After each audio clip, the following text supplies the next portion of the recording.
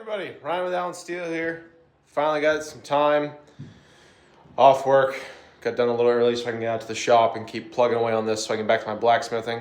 But a little update, I got my power out here, got my lights. I finally got my big clock going that's also a timer so I can time how long projects are taking me. It's also got a temperature gauge, which is cool.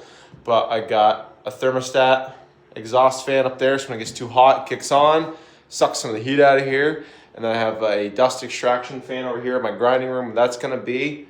And then I have a little clean room in here. It's a little 4x8 room. I'm gonna keep all the stuff I don't wanna get covered in dust. I can keep it in here, seal it up. I got a door I'm gonna throw on once I get the flooring done. And then like my epoxies and stuff will be out here. That way I can have a project going in here, like if it needs time to cure or paint to dry, it doesn't get covered in dust and stuff while I'm working. But today I'm doing a metal floor in my shop, and I did a lot of pricing around, and it's really expensive. So what I ended up doing when I went down to my local Home Depot, I got some PVC trim coil, this stuff. Use it for roofing, like hips and valleys and ridge caps and stuff like that.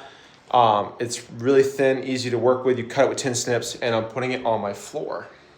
Doing a 1-inch overlap, and I can help keep it straight.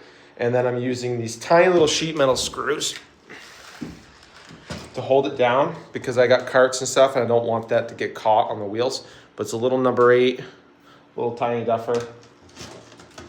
This is the box. Number 8, 1/2 inch long. That way it can grip down into my plywood.